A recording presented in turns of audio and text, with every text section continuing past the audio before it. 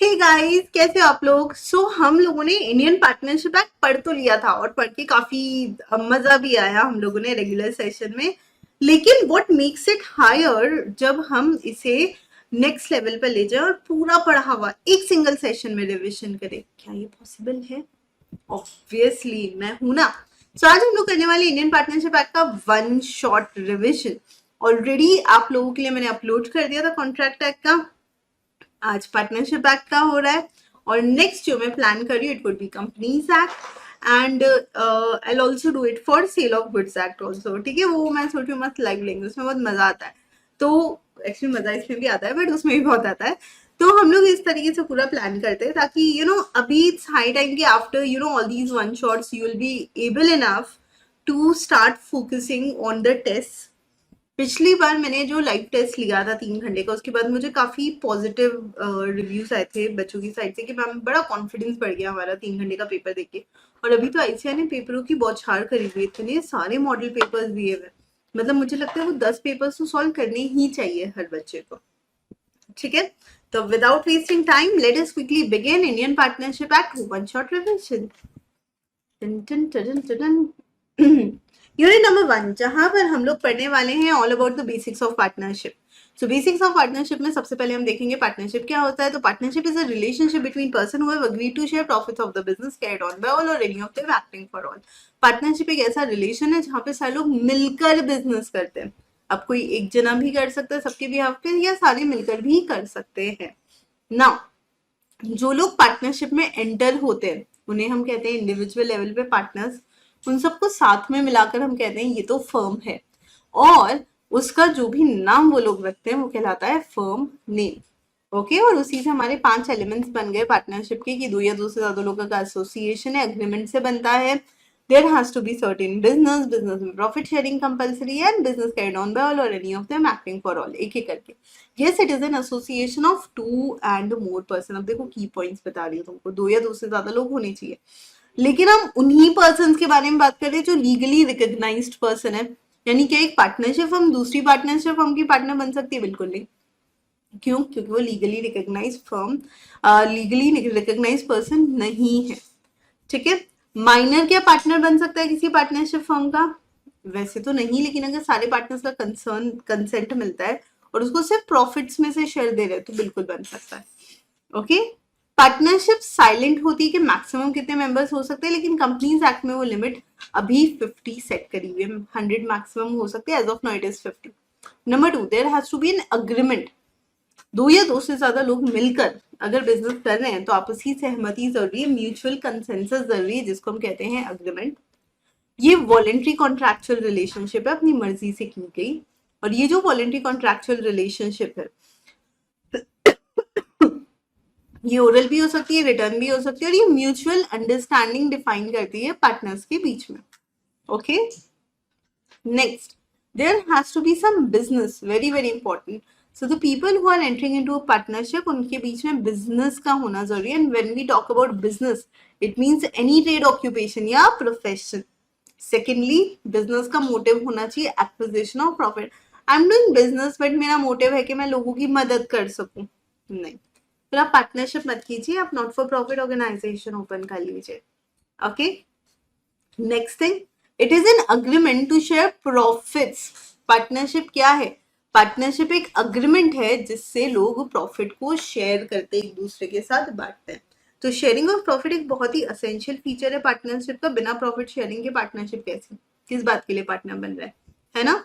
अब वो किस रेशियो में डिवाइड करेंगे वो आपस में डिसाइड कर लेते हैं ना। क्या प्रॉफिट जिस तरह से शेयर करना कंपल्सरी है वैसे लॉसेस भी शेयर करना कंपल्सरी है? नहीं।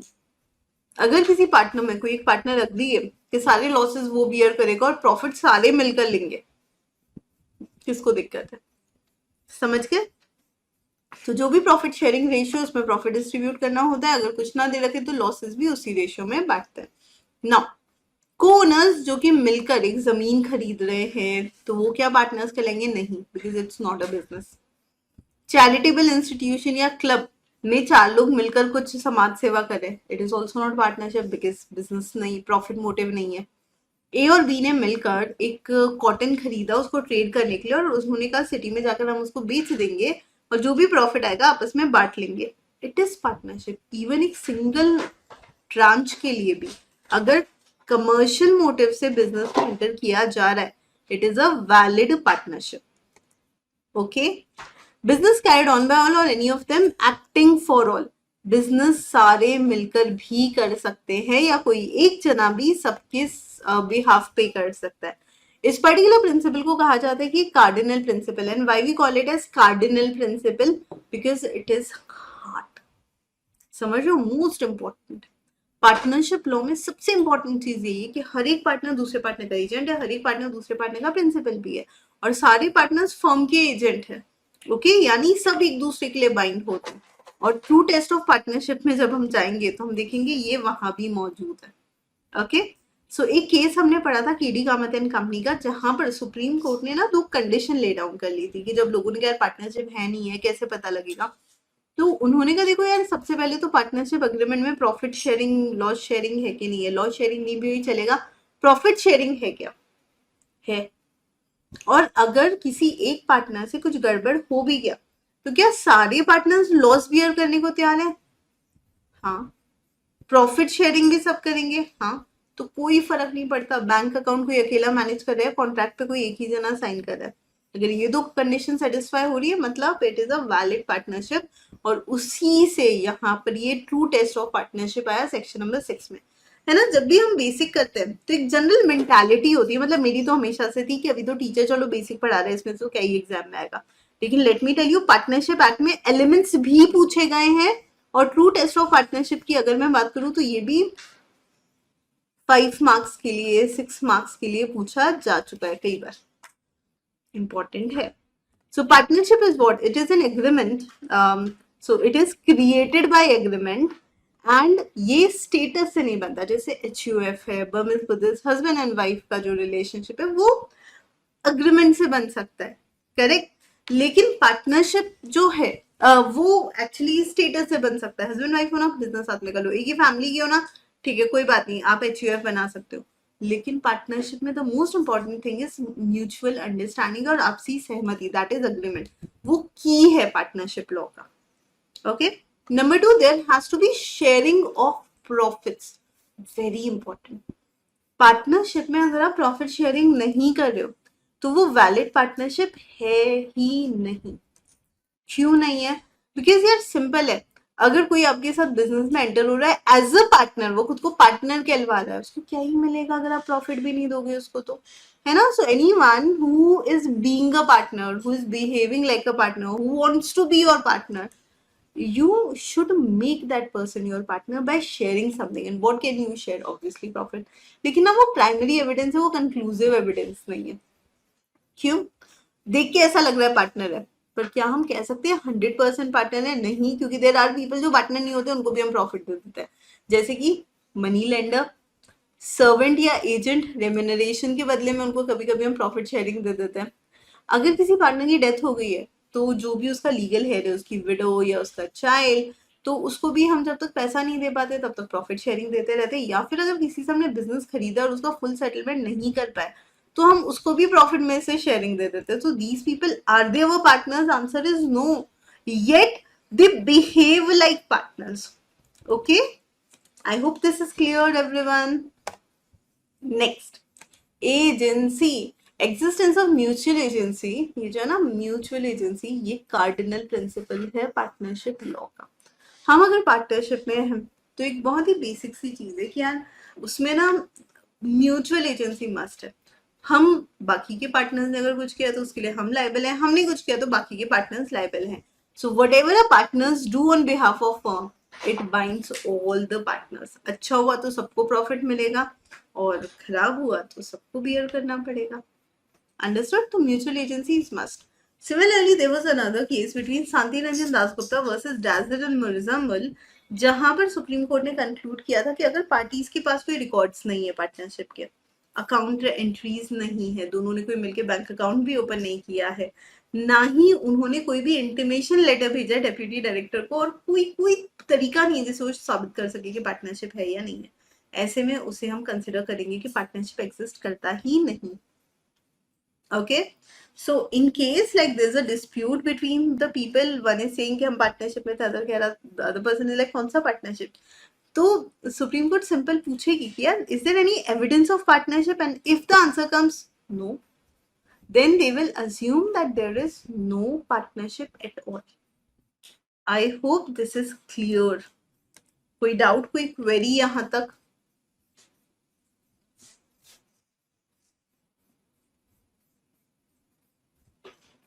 नहीं ना? चलो फिर अब हम चलते हैं डिफरेंस बिटवीन में। पार्टनरशिप एक बहुत ही सुलझावा टाइप ऑफ बिजनेस है, लेकिन काफी लोग कंफ्यूज हो जाते हैं between partnership and company, between partnership and club, partnership and association. तो आज वो डिफरेंस हम क्लियर कर देते हैं। पार्टनरशिप और कंपनी में क्या डिफरेंस है? तो कंपनी का बेसिक फीचर होता है company is a separate legal entity, है ना? Company is having limited liability, company is artificial legal person, and company has perpetual succession. ये चारों चीजें पार्टनरशिप में नहीं है। कंपनी सेपरेट लीगल एंटिटी है, पार्टनरशिप फर्म नहीं है, ठीक है? हर एक मेंबर की वैसे ऑलमोस्ट लिमिटेड लाइबिलिटी होती है कंपनी में। If it is unlimited liability company तो बात अलग, नहीं तो लिमिटेड ही होगी। पार्टनरशिप में तो अनलिमिटेड लाइबिलिटी ही होती है। मेंबर्स कंपनी के एजेंट नहीं होते हैं, पार्टनर्स तो कंपनी के एजेंट ही होते हैं, राइट?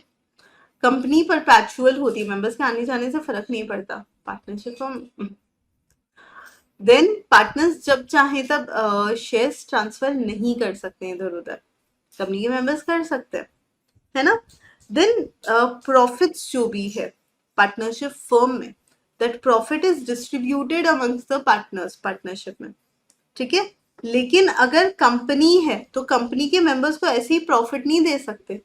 वहां पर क्या होगा, वहां पर आप कहोगे कि हम डिविडेंड दे रहे हैं मेंबर्स को, ओके?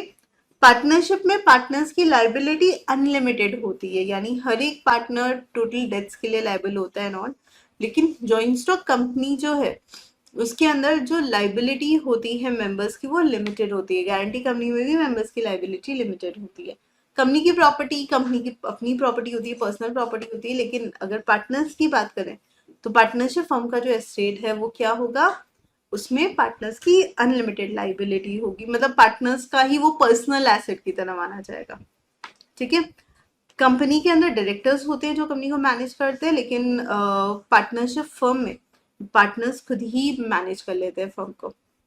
रजिस्ट्रेशन कंपलसरी नहीं है in case of partnership. Company तो फॉर्म ही नहीं हो सकती बिना रजिस्ट्रेशन के। पार्टनरशिप फर्म डिसॉल्व हो सकती है कभी भी जब पार्टनर्स चाहे तो। कंपनी क्योंकि एक लीगल पर्सन है तो वो वाइंड अप होता है प्रॉपर तरीके से, और रजिस्ट्रार ही उसे स्ट्रंक ऑफ कर सकता है, ठीक है? मैक्सिमम पार्टनरशिप फर्म में मेंबर हो सकते हैं 100 एज पर कंपनीज एक्ट, जो अभी रिस्ट्रिक्ट किया हुआ है 50 पे। प्राइवेट कंपनी में मैक्सिमम 200, पब्लिक कंपनी में कोई लिमिट नहीं है, 1% कंपनी में एक मेंबर हो सकता है। कंपनी परपैचुअल है, फर्म परपैचुअल नहीं है। तो मतलब हमने काफी तो वैसे ही डिफरेंसेस डिस्कस कर लिए थे। ध्यान रखना अगर 6 मार्क्स का क्वेश्चन है तो सभी याद करने की जरूरत नहीं, 6 डिफरेंसेस इनफ होता है ना? Choose any of the 6। Next, partnership और क्लब में क्या डिफरेंस होता है? तो पार्टनरशिप एसोसिएशन ऑफ पर्सन है जो बिजनेस करते हैं और प्रॉफिट अर्निंग के लिए बिजनेस करते हैं। क्लब रिक्रिएशन के लिए होता है, यहाँ पे earning profit is not the motive. Members के हेल्थ रिक्रिएशन फैसिलिटीज के लिए क्लब फॉर्म होता है। पार्टनरशिप फॉर्म में पार्टनर्स जो होते हैं वो एक दूसरे के एजेंट होते हैं। क्लब में मेंबर्स को एक दूसरे से एज सच लेना देना नहीं होता है। पार्टनरशिप फर्म का इंटरेस्ट होता है, पार्टनर्स का इंटरेस्ट होता है फर्म की प्रॉपर्टी में। पार्टनर्स क्लब की प्रॉपर्टी में ऐसे डायरेक्टली इंटरेस्ट नहीं ले सकते हैं, मेंबर्स नहीं लेते हैं। पार्टनरशिप फर्म में अगर कुछ भी चेंज होता है तो फर्म का इफेक्ट ही चेंज हो जाता है ना, फर्म को ही एक तरह से हम लोग रिकंस्ट्रक्ट कर रहे हैं। मेंबर्स के आने या जाने से क्लब को फर्क नहीं पड़ता है। Coming to the example, club के तो बहुत सारे example, Lions Club, club Mahindra, है ना, कंट्री क्लब, ये सारे क्लब्स के एग्जाम्पल है। Next, how partnership is different from HUF। Partnership हमेशा अग्रीमेंट से बनता है, HUF है वो स्टेटस से बनता है। अगर डेथ हो जाती है पार्टनर की तो डिसोल्यूशन होता है पार्टनरशिप का। अगर मेंबर की डेथ होती है, HUF does not give rise to dissolution of family business. समझ गए? यहां तक तो आई होप क्लियर होगा, बहुत इजी है। नेक्स्ट, सारे पार्टनर्स बिजनेस में पार्टिसिपेट करते हैं, वहां सिर्फ करता पार्टिसिपेट करता है। हर एक पार्टनर बाइंड करता है फर्म को, सिर्फ करता बाइंड कर सकता है। पार्टनर्स में, पार्टनरशिप फॉर्म में सारे पार्टनर्स की लाइबिलिटी अनलिमिटेड होती है, एचयूएफ में सिर्फ कर्ता की लाइबिलिटी अनलिमिटेड होती है। पार्टनर्स कभी भी बुक्स ऑफ अकाउंट्स मांग सकते हैं, नहीं दिखाने पे फर्म को डिसॉल्व कर सकते हैं। एचयूएफ में ऐसा नहीं है, मेंबर्स सिर्फ जब फर्म डिवाइड होती है तब अकाउंट्स देखते हैं। एचयूएफ गवर्न करता है हिंदू लॉ, पार्टनरशिप फर्म को गवर्न करता है partnership act. Minor partnership firm में या तो एडमिट ही नहीं होगा, और अगर होगा तो सिर्फ बेनिफिट्स के लिए होगा, सारे पार्टनर्स के कंसेंट के साथ। एचयूएफ में तो जैसे ही बेबी बॉर्न होगा इमीडिएटली वो एचयूएफ का हिस्सा बन जाएगा। Firm is subject to the contract between the partners. However, HUF has continuity until it is divided. Okay? Partnership form में मैक्सिमम 50 मेंबर्स होते हैं, लेकिन एचयूएफ में से कोई अपर लिमिट नहीं है, कितने भी हो सकते हैं। फैमिली है भैया, कितनी बढ़ सकती है। पार्टनरशिप में हर एक पार्टनर का डेफिनेट शेयर होता है, एचयूएफ में ऐसा कोई शेयर डिसाइडेड नहीं। पार्टनरशिप और को ओनरशिप में क्या फर्क है? पार्टनरशिप हमेशा कॉन्ट्रैक्ट से, चाहे वो एक्सप्रेस हो या इम्प्लाइड हो, उससे बनता है, लेकिन को ओनरशिप जो है वो ऑपरेशन ऑफ लॉ या इनहेरिटेंस से आता है। पार्टनर्स एक दूसरे के एजेंट है, को ओनर्स एक दूसरे के एजेंट नहीं होते। कम्युनिटी ऑफ इंटरेस्ट यानी कि प्रॉफिट और लॉस शेयर होता है पार्टनरशिप में। ओनरशिप में जरूरी नहीं है शेयरिंग हो प्रॉफिट और लॉसेस की। पार्टनरशिप में सारे पार्टनर्स का कंसेंट चाहिए जब भी हमें इंटरेस्ट को ट्रांसफर करना है, तो कोनर एक दूसरे से पूछते ही अपना हिस्सा कोई भी कोनर बेच देता है। ओके। पार्टनरशिप और एसोसिएशन, पार्टनरशिप का मोटिव है बिजनेस करना और प्रॉफिट अर्न करना। एसोसिएशन सोशल कॉज के लिए होता है और इसका मोटिव है चैरिटेबल सोसाइटी की तरह काम करना। यहाँ पर हमारा डिफरेंसेस खत्म हो गया है, how partnership is different from other organisation. ठीक है, अब हम चलते हैं डिफरेंट टाइप्स ऑफ पार्टनरशिप पे। सो ड्यूरेशन के बेसिस पे दो तरह की पार्टनरशिप होती है, at will, fix period. And business के एक्सटेंट पे दो तरह की पार्टनरशिप होती है, पर्टिकुलर, जनरल। ठीक है, तो कभी भी अगर पार्टनरशिप फर्म में कहीं भी पीरियड मेंशन ही नहीं है या फिर कोई ऐसा प्रोविजन नहीं है जिससे पीरियड निकाल सके, तो उसे हम कहते हैं पार्टनरशिप एट विल। विल मतलब इच्छा, जब तक होगी तब हम साथ में बिजनेस करेंगे। लेकिन अगर बाय चांस पार्टनरशिप के किसी भी एग्रीमेंट से, किसी भी डॉक्यूमेंट से या कहीं से भी हम लोग क्लियरली आइडेंटिफाई कर सकते कितनी पीरियड की पार्टनरशिप है, तो उसे हम कहते हैं पार्टनरशिप फॉर फिक्स्ड पीरियड। लेकिन एक इंटरेस्टिंग ट्विस्ट है, पार्टनरशिप और फॉर फिक्स्ड पीरियड का अगर फिक्स पीरियड खत्म हो जाता है और फिर भी पार्टनरशिप चलती जाती है, तो फिर हम कहते हैं कि ये पार्टनरशिप एट विल ऑटोमेटिकली बन गई बिना किसी कन्वर्जन प्रोसेस के। ठीक है, फिक्स पीरियड के बाद भी पार्टनरशिप चलाए जा रहे हैं। कौन सी पार्टनरशिप बन गई? वो partnership at will. Is it understood?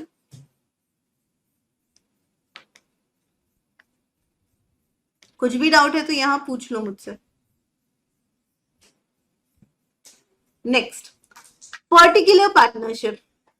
Particular partnership एक ऐसी पार्टनरशिप है जहां पर partnership is generally organise for prosecution of any single adventure. ये पर्टिकुलर काम हम करेंगे, पर्टिकुलर वर्क के लिए हम पार्टनर्स बने। समझ गए? तो अगर कभी भी ऐसा होता है तो उस केस में, एक सेकेंड ना,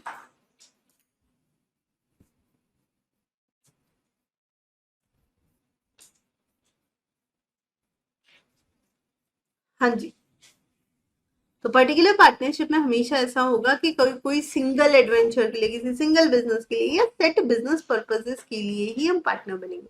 सो I am partnering with someone because of X Y Z A B C, सिर्फ इसी वजह से। Okay, we are going to be partner for respective businesses only. लेकिन जनरल पार्टनरशिप में ऐसा नहीं होता। दो लोग पार्टनर बन गए ना, वो कोई भी और कैसे भी बिजनेस के लिए एक दूसरे के साथ काम कर सकते हैं। अब वहां पर किसी भी तरीके का वो नहीं है कि मतलब मैं एक बिजनेस ही करूंगा, मैं दो भी करूंगा। It is up to them, they want to enter, they can enter in 10 different businesses. ठीक है, coming to partnership deed. Partnership deed जो है वो हमेशा बनता है एक एग्रीमेंट से। कोई पर्टिकुलर फॉर्मेलिटीज की जरूरत नहीं है, कोई पर्टिकुलर वो उस सब चीजों की जरूरत नहीं है।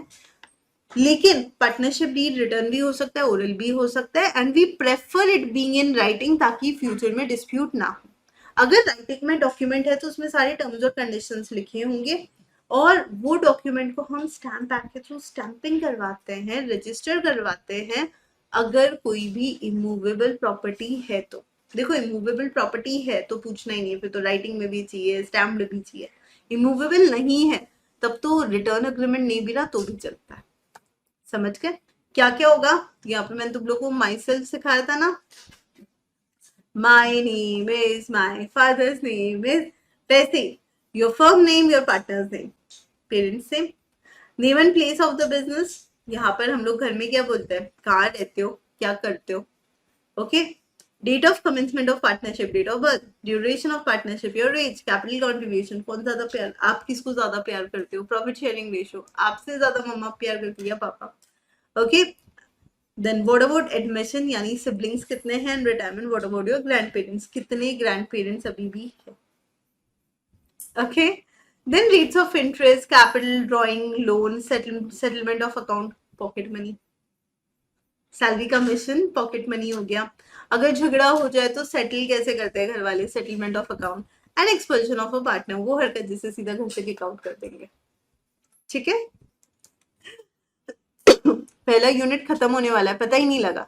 टाइप्स ऑफ पार्टनर्स, पहला टाइप है एक्चुअल, एक्टिव, ऑस्टेंसिबल. ये पूछा जाता है, 6 मार्क्स का क्वेश्चन आ जाए, एक्सप्लेन फॉलोइंग पार्टनर, 2-2 मार्क्स के 3 पार्टनर्स पूछ लिए, इसलिए इंपॉर्टेंट है. So actual partner is a partner who is partner by agreement and who is actively participating in conduct of the business. सब लोगों को पता है कि वो पार्टनर है, तो जब वो रिटायर होगा तो उसे पब्लिक नोटिस देना कंपलसरी है, ताकि वो खुद को लाइबिलिटी से फ्री कर सके, बाकी के पार्टनर्स की लाइबिलिटी से. Similarly sleeping partner is also partner by agreement, same to same, लेकिन वो एक्टिवली पार्टिसिपेट नहीं करता है, not in the business. Now sleeping partner जब रहता है फर्म में तो वो भी प्रॉफिट एंड लॉस से शेयर करता है, लेकिन जब वो रिटायर होता है ना, उसे पब्लिक नोटिस नहीं देना पड़ता है. That is interesting.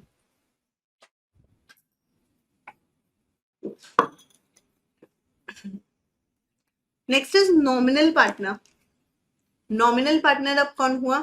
So nominal partner वो पार्टनर होता है जो पार्टनरशिप फर्म को अपना नाम लेंड कर देता है, लेकिन उसको फर्म में एक्चुअली कोई इंटरेस्ट नहीं है, ना ही वो फर्म का प्रॉफिट शेयर करना चाहता है, ना ही वो किसी भी तरह से डायरेक्टली या इनडायरेक्टली पार्टनरशिप फर्म में इन्वेस्ट करता है, लेकिन फिर भी वो थर्ड पार्टी के लिए सारे एक्ट्स के लिए लायबल है. सो उसने फर्म को अपना नाम लेंड किया हुआ है, लेकिन उसका कोई रियल इंटरेस्ट है नहीं फर्म में, वो प्रॉफिट्स नहीं शेयर करता है, ना ही बिजनेस में पार्टिसिपेट करता है, लेकिन वो थर्ड पार्टीज के लिए लायबल है. Okay. Partners in profit only, best example minor. Minor partner एक ऐसा पार्टनर है जो पार्टनरशिप फॉर्म में सिर्फ और सिर्फ प्रॉफिट शेयरिंग के लिए होता है, वो लॉसेस शेयर नहीं करेगा, थर्ड पार्टी के लिए भी लायबल नहीं होगा, हाँ सिर्फ प्रॉफिट के लिए होगा, लॉसेस के लिए नहीं होगा. इनकमिंग पार्टनर, ऑलरेडी हमारी एक्सिस्टिंग पार्टनरशिप फॉर्म है, उसमें एक नया बंदा आना चाहता है फ्यूचर प्रॉफिट्स और लॉसेस शेयर करने के लिए. आ जाओ. हमारी फर्म चल रही है और चलती रहेगी, लेकिन एक पार्टनर एग्जिट करना चाहता है, जाओ, outgoing partner.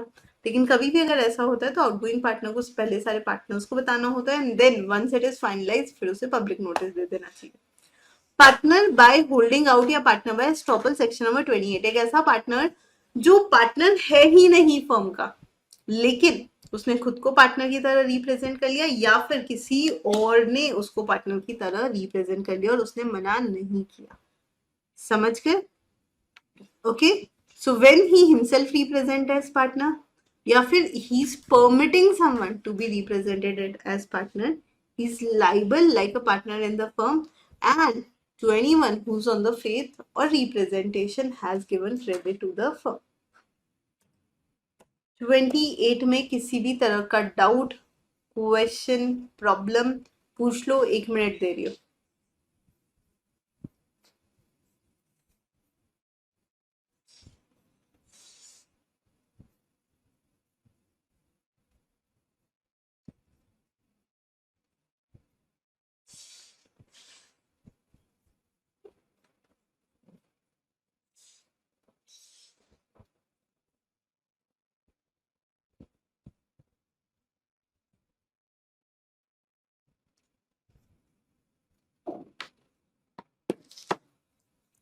No more doubts. Not bad यार, 24 minutes में we finish unit 1. यूनिट 2 बड़ा है, यूनिट 3 वापस छोटा भी तो है. Okay. So relationships of partner. So partnership आपस में म्यूचुअल एजेंसी की तरह काम करती है, और एक एक करके हम लोग देखेंगे कौन कौन से सेक्शन है. Section number 9, general duty of a partner. Simple है यार, अगर मैं किसी पार्टनरशिप फर्म की पार्टनर हूं, what I expect from my partner, I simply expect, एक मिनट वापस से ध्यान से सुनो, यूनिट नंबर 1 खत्म हो चुका है और अब हम लोग यूनिट नंबर 2 स्टार्ट कर रहे हैं। वेक अप गाइस, बिकॉज ये जो यूनिट है ये बहुत कम इंटरेस्टिंग है लेकिन बहुत इंपॉर्टेंट है। ठीक है, एक ही कॉन्सेप्ट है इसके अंदर और कॉन्सेप्ट पे अगर तुमने फोकस कर लिया तो अलग से बैठ के रटने की जरूरत नहीं पड़ेगी। तो इसलिए ध्यान से सुनो और देखो मैं किस किस को इंपॉर्टेंट मार्क करा रही हूँ, और जिनको इंपॉर्टेंट मार्क नहीं भी करा रही हूँ यार, वो सिलेबस में और कभी भी पूछे जा सकते हैं, तो इसलिए उनको एक एक को ध्यान से सुनना ताकि याद ऑटोमेटिकली हो जाए। Okay, shall we begin? Mutual rights and liabilities या mutual rights and duties of a partner, ये किस तरह से होता है, क्या होता है, फटाफट शुरू करते हैं। सो इंडियन पार्टनरशिप एक्ट का सेक्शन नंबर 9, एक्चुअली 9, 10, 11, 12 एंड 13, अगर हम पांचों सेक्शंस की बात करें तो ये पार्टनर्स के रिलेशनशिप ही डिफाइन करते हैं कि how they relate with other partners, how what kind of relation they share, ये सारी चीजें इसमें होती है। So general duty of a partner is what, as per section number 9, a partner is bound to carry on the business of the firm. Partner की भैया basic जिम्मेदारी यही है कि तुम्हें बिजनेस फर्म का जो है वो ग्रेटेस्ट कॉमन एडवांटेज के लिए परफॉर्म करना है, सो दैट हर एक पार्टनर दूसरे पार्टनर के साथ फेथफुल रह सके और ट्रू अकाउंट्स रेंडर कर सके, फुल इंफॉर्मेशन रेंडर कर सके। ठीक है, so general duty is what, एक साथ मिलके काम करना है, एक दूसरे के साथ फेथफुल रहना है और true accounts, true information render करनी है। Okay, next coming to section number 10, अगर किसी पार्टनर की वजह से या किसी पार्टनर के फ्रॉड की वजह से अगर पार्टनरशिप फर्म को लॉस हुआ है तो उस लॉस की भरपाई वो पार्टनर ही करेगा। ठीक है, किसी पार्टनर के फ्रॉड की वजह से अगर पार्टनरशिप फर्म को लॉस हुआ है तो उस लॉस की भरपाई वो पार्टनर करेगा। Section number 11, mutual duties and rights of a partners, जो भी पार्टनर्स के म्यूचुअल राइट्स और ड्यूटीज है वो लिखे होंगे पार्टनरशिप डीड में, जो उनका आपसी कॉन्ट्रैक्ट है उसमें। एंड अगर कोई भी चीज हमारे अग्रीमेंट में रिस्ट्रेन कर रखी है, रुका हुआ है कि आप कॉम्पिटेटिव बिजनेस नहीं कर सकते, ऐसा कोई भी रिस्ट्रिक्शन है, तो as per section 27 of contract act वो रिस्ट्रिक्शन वैलिड है। वैसे तो हम किसी को कुछ काम करने से रोक नहीं सकते, लेकिन आप अगर ऑलरेडी पार्टनर हो और आपको कॉम्पिटेटिव बिजनेस के लिए मना करना है, किया जा सकता है। Section number 12, okay, section number 12 यहाँ हमें क्या समझाता है कि हर एक पार्टनर को अधिकार है कि वो बिजनेस के कंडक्ट में पार्टिसिपेट कर सकता है। So if I am a partner of the firm and if you are a partner of the firm, हम दोनों मिलकर बिजनेस में पार्टिसिपेट कर रहे हैं, साथ में पार्टिसिपेट कर रहे हैं, हम कर सकते हैं। हर एक पार्टनर डिलीजेंटली बिजनेस में पार्टिसिपेट कर सकता है, अपनी ड्यूटीज परफॉर्म कर सकता है। ठीक है, तो सबसे पहले right to take part in business and every partner is bound to perform his duties diligently. Number 3, ordinary matters अगर कुछ भी है पार्टनर्स के बीच में बिजनेस से रिलेटेड तो वो मेजोरिटी से डिसीजन लेंगे, है ना, मेजोरिटी से डिसीजन होगा। हर एक पार्टनर के पास राइट है कि वो बुक्स ऑफ अकाउंट एक्सेस कर सकता है, इंस्पेक्ट कर सकता है, उसकी कॉपी ले सकता है, और अगर डेथ हो जाती है किसी भी पार्टनर की तो उसका जो लीगल है या लीगल रिप्रेजेंटेटिव है या फिर जो उसका ड्यूली ऑथोराइज्ड एजेंट है वो बुक्स ऑफ अकाउंट को एक्सेस कर सकता है, इंस्पेक्ट कर सकता है और उसकी कॉपी भी ले सकता है। This is all about conduct of business under section 12, 5 चीज है। ठीक है, एंड नंबर 13, सेक्शन नंबर 13 कहता है कि पार्टनर एंटाइटल नहीं होते हैं किसी भी रेम्यूनरेशन के। देन प्रॉफिट शेयरिंग रेशियो नहीं दिया तो इक्वली बांट लो। पार्टनर्स कैपिटल पे इंटरेस्ट के लिए तभी एलिजिबल होंगे जब प्रॉफिट होगा, प्रॉफिट नहीं होगा तो कोई इंटरेस्ट ऑन कैपिटल नहीं मिलता है उनको। Then partners making for the purpose of business any payment beyond the capital, तो उस केस में अगर कुछ भी पार्टनर से लोन ले रहे हैं तो 6% इंटरेस्ट देना पड़ेगा पार्टनर्स को, अगर कोई और रेट डिसाइड नहीं की है तो। कभी भी अगर पार्टनर ने कुछ भी एक्स्ट्रा पेमेंट किया है तो इंटरेस्ट तो देना ही है, लेकिन उस सबके अलावा आपको उस पार्टनर को वापस पैसे भी देना है, जितने लिए होते पैसे तो लोगे। अगर ऑर्डिनरी कोर्स ऑफ बिजनेस में बंदे ने पैसे दिया था और इमरजेंसी में लॉस से बचाने के लिए पैसा दिया था तो ओके। अगर पार्टनर की तरफ से कोई विलफुल नेग्लेक्ट हुआ है तो पार्टनर की जिम्मेदारी बनती है कि वो उसको इंडेमनिफाई करे या लॉस की भरपाई करे। आई होप यहाँ तक क्लियर है, कुछ भी डाउट है तो प्लीज पूछ लो। Okay, if I would have been a student, और मैं ये सारा कुछ अगर सेल्फ स्टडी कर रही होती, टीचर ने तो पढ़ा दिया, मैंने भी पढ़ा दिया है ना, अभी आपको खुद से तो रिवाइज करना ही पड़ेगा एक बार, तो how I would have done it. ये देखो आ गया खाली पेज। अभी तक मैंने जितना भी पढ़ा मैं उसको एक बार क्विकली रिकॉल करने की कोशिश करूंगी। Section number 9, general duty, to be just and faithful to each other, and सब चीजें सही सही बताओ, ट्रू अकाउंट्स रेंडर करो। मेन क्लक्स यही है। Section number 10, duty to indemnify for loss caused by fraud. अगर किसी ने फ्रॉड किया तो उसके लॉस की भरपाई करेगा वही पार्टनर। सेक्शन नंबर 11 दो पार्ट्स में ना। पहला पार्ट कहता है कि म्यूचुअल राइट्स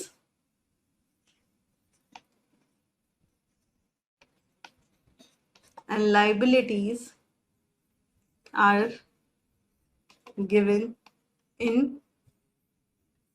partnership contract या पार्टनरशिप डील। और 11B कहता है अगर कभी भी ऐसा होता है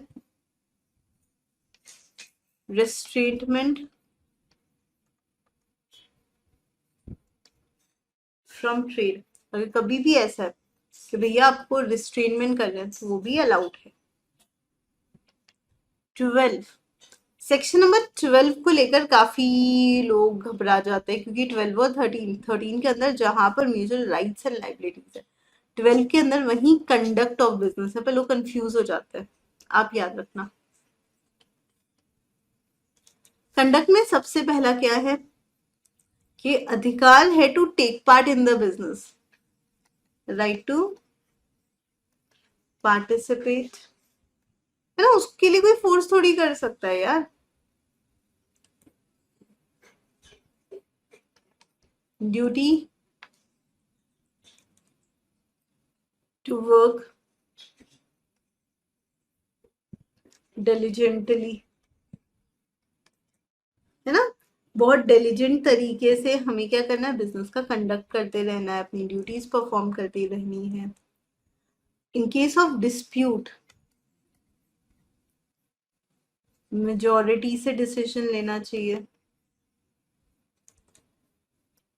right, right to access books of accounts, और अगर डेथ हो गई है तो लीगल रिप्रेजेंटेटिव भी इंस्पेक्ट कर सकता है या कॉपी ले सकता है बुक्स ऑफ अकाउंट्स की, ठीक है। वहीं पर अगर सेक्शन 13 पर चलता है तो वो क्या है, म्यूचुअल, ये कहता है कोई जरूरत नहीं है रेमुनरेशन की, प्रॉफिट है तो ही इंटरेस्ट ऑन कैपिटल मिलेगा।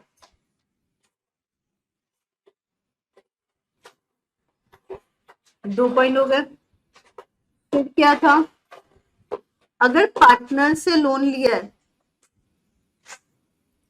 तो 6% इंटरेस्ट दे दो, प्रॉफिट शेयरिंग रेशियो अगर कुछ नहीं है तो इक्वल दे दो,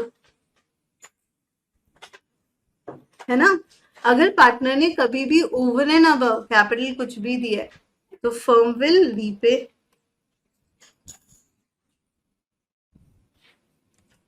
and last but not the least, अगर पार्टनर ने कुछ विलफुल नेग्लेक्ट किया है तो उस केस में क्या होता है, लॉस की भरपाई वही करेगा, duty to indemnify for losses. समझे, 13 तक हो गया। मैम आप इंपॉर्टेंट मार्क कराने वाले थे, आपने कराया नहीं, आएगा तो करा दूंगी। Section number 14 which is like property of the firm, 14, 14 वाला सेक्शन क्या कहता है? ये कहता है यार कभी भी पार्टनरशिप फर्म में जो भी एसेट्स होते हैं, जितनी भी प्रॉपर्टीज होती है, वो पार्टनर्स की जॉइंट प्रॉपर्टी होती है, कॉमन इंटरेस्ट होता है। बिल्कुल सही बात है, ठीक है। लेकिन वो किस पर्पस के लिए होता है? बिजनेस पर्पस के लिए होता है। So but in any case ownership तो पार्टनर्स के पास रहेगी ही, पर पार्टनर्स की जो पर्सनल प्रॉपर्टी है apart from the money which they have like taken from firm, उसके अलावा अगर कोई प्रॉपर्टी है तो उस पर फर्म का कोई डायरेक्ट राइट नहीं होता है। Next, application of property of the firm. So subject to the contract between the partners, the property of firm shall be held and used by partners exclusively. उसको partners ही held करेंगे और partners ही उसको use करेंगे exclusively, लेकिन initially exclusively for firm. Okay, general rule तो ये कहता है सिर्फ फर्म के लिए तुम लोग एक्सक्लूसिवली उसको यूज करोगे, बट मैम एक्चुअली हम लोग तो वो ठीक है ना, थियोरेटिकली तुम सिर्फ फर्म के लिए ही उसको यूज करोगे। Section number 16, personal profit. Personal profit अगर कभी भी पार्टनरशिप फर्म में कोई भी पार्टनर बना रहा है ना, बिजनेस कनेक्शन से या कहीं से भी, जितना प्रॉफिट बनाओगे ना सारा फर्म को पे करना पड़ेगा। सिमिलरली अगर आप कोई कॉम्पिटेटिव बिजनेस भी कर रहे हो फर्म का और उससे भी पैसा बना रहे हो, बनाओ जितना कमाओगे फर्म को देना पड़ेगा। Okay, rights and duties of partners after change in firm. Partnership firm में चेंज होता है, कुछ भी चेंज होता है तो उसमें पार्टनर्स के राइट्स और ड्यूटीज में क्या चेंज होता है? सो सबसे पहले अगर नया पार्टनर पार्टनरशिप फर्म में आया तो पुराना पार्टनर चला गया, रिटायरमेंट या डेथ, यहाँ जहां भी पार्टनरशिप फर्म कंसर्न है competitive other than the business for which it was carried, कुछ भी बिजनेस करने को तैयार है तो, या फिर जो फिक्स पीरियड था वो एक्सपायर हो गया, अब नया हमें फिक्स पीरियड डिफाइन करना पड़ेगा। अरे कुछ भी क्यों ना हो, समझ रहे हो, इनमें से कुछ भी क्यों ना हो फर्क नहीं पड़ता है, क्योंकि पार्टनर्स के राइट्स और ड्यूटीज तो सेम ही रहेंगे।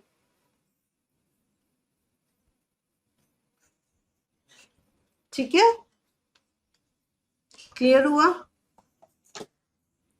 अब यहाँ पर अगला सेगमेंट चालू उससे पहले ही क्विकली रिकॉल कर लेते। 13 तक हमने कर लिया था। 14, पार्टनरशिप फर्म की जो भी प्रॉपर्टी होती है वो पार्टनर्स की भी होती है, पार्टनर्स प्रॉपर्टी, उसको हम जॉइंट प्रॉपर्टी कॉमन स्टॉक की तरह समझते हैं। सेक्शन 15 कहता है लेकिन उसे एक्सक्लूसिवली यूज करना है हमको बिजनेस पर्पस के लिए। पर्सनल प्रॉफिट अगर कभी भी कोई भी पार्टनर अर्न कर रहा है तो पर्सनल प्रॉफिट क्या करना पड़ेगा? शेयर करना पड़ेगा। किसको शेयर करना पड़ेगा? पार्टनर्स आपस में शेयर करेंगे और फर्म को देना, मतलब फर्म में सारे पार्टनर्स के साथ शेयर करना पड़ेगा if there is any personal profit,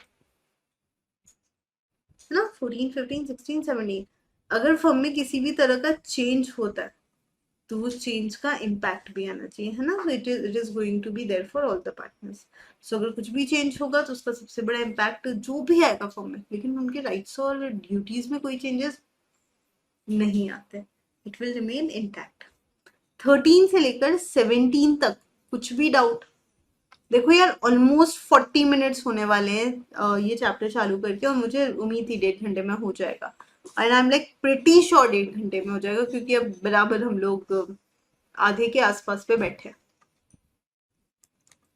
चलो नेक्स्ट 18, पार्टनरशिप फर्म में जो भी पार्टनर्स बिजनेस पर्पस के लिए साथ में है वो एक दूसरे के एजेंट है, एक जना कुछ करेगा दूसरा भी लायबल होगा, डन। लेकिन 19 और 22 एक और चीज कहते हैं, पार्टनर्स की होती है इम्प्लाइड अथॉरिटी। ओके, सो कोई भी अगर पार्टनर कुछ भी एक्ट कर रहा है और वो यूजुअल बिजनेस में वो एक्टिविटी कर रहा है तो वो जो भी करेगा उस पर पूरी फर्म बाइंड होगी, सारे पार्टनर्स बाइंड होंगे। ओके, पर सेक्शन 22 क्या कहता है?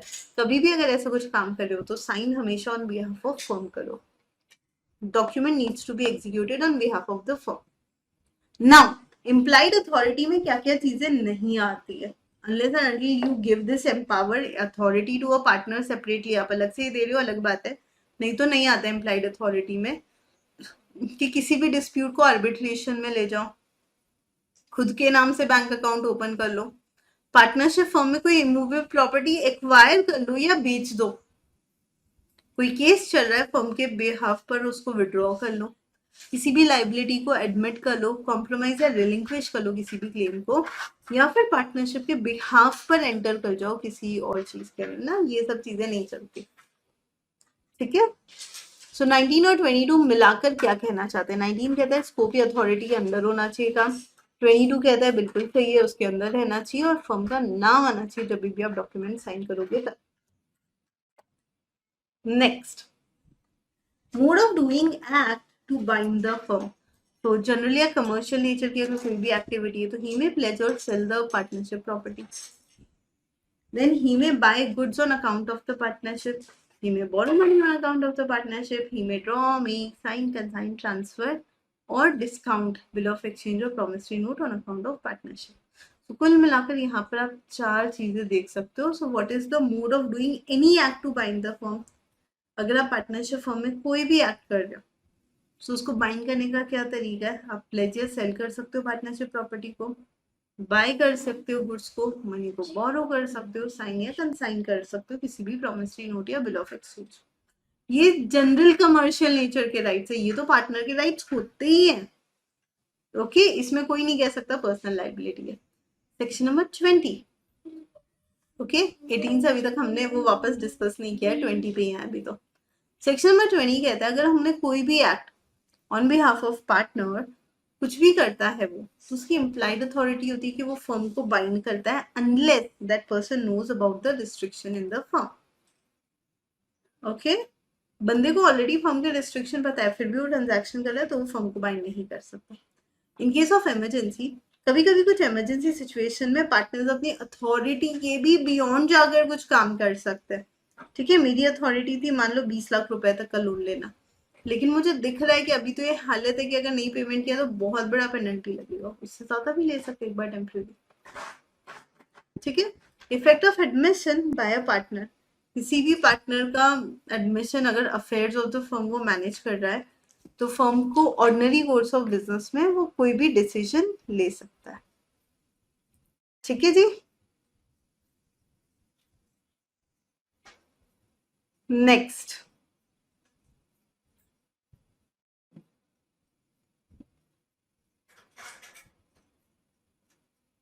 एक मिनट।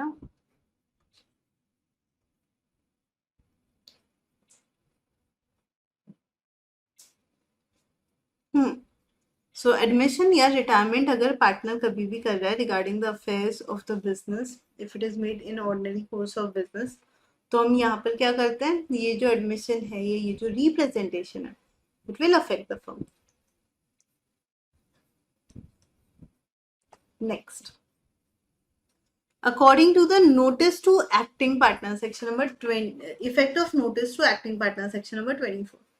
so अगर कभी भी कोई भी पार्टनर हैबिचुअली अगर बिजनेस में कुछ कर रहा है या कोई भी अफेयर्स मैनेज कर रहा है या फर्म को ऑपरेट कर रहा है, सो फ्रॉड को छोड़कर कभी भी ऐसा नहीं होना चाहिए कि वो चीज सामने है। If it is a fraud अलग चीज है, फ्रॉड को छोड़ के कभी भी ऐसा नहीं होना चाहिए वो चीज सामने है। सिमिलरली सेक्शन नंबर 23 कहता है कि कभी भी अगर पार्टनरशिप फर्म में जो अफेयर्स मैनेज हो रहे हैं उसका प्रॉपर एविडेंस होना चाहिए और ऑर्डिनरी कोर्स ऑफ बिजनेस के अंदर आप उस पार्टनर को लायबल नहीं ठहरा सकते अगर उसका इंटेंशन सही है तो। ठीक है, 21 तक हमने देख लिया। अब एक बार मैं आप लोग को क्विकली रिकॉल करवा देती हूँ। 18 तो सिंपली कहते हैं सारे पार्टनर्स क्या है, एक दूसरे के एजेंट है, फर्म के भी एजेंट है। 19 कहता है इम्प्लाइड अथॉरिटी, कि पार्टनरशिप फर्म में जो पार्टनर है उनकी इम्प्लाइड अथॉरिटी है कि वो जो भी करेंगे वो फर्म को और बाकी के पार्टनर्स को बाइंड करेंगे, लेकिन कुछ चीजें वो नहीं कर सकते है ना, वो भी हमने देख ली। 21 पे आऊंगी। 22 कहता है कि कभी भी अगर कोई भी डॉक्यूमेंट एग्जीक्यूट कर रहे हो तो वो लीगली प्रॉपरली होना चाहिए। Okay, then section number 20 important authority हो गई, डॉक्यूमेंट एग्जीक्यूट हो गया। 20 कहता है यार सिंपल है, अगर फर्म के बिहाफ पे कोई भी काम किया है तो वो ना मतलब इट हैज टू बी ऐसा होना चाहिए कि भैया सिचुएशन के हिसाब से एक्सटेंड या रिस्ट्रिक्ट हो सके। ये जो कि पार्टनर अगर उसने 1000 रुपए फर्म के नाम से बोरो किए जिसकी अथॉरिटी से बाहर है लेकिन वो फर्म के लिए ही यूज किए, तो वो वैलिड है।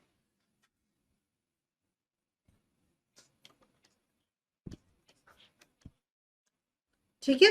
And in case of emergency partners की क्या अथॉरिटी होती है? इमरजेंसी के केस में बिजनेस को प्रोटेक्ट करने के लिए, लॉस से प्रोटेक्ट करने के लिए ऑर्डिनरी प्रूडेंस के साथ कोई भी पार्टनर पार्टनरशिप फर्म को बाइंड कर सकता है इमरजेंसी सिचुएशन में।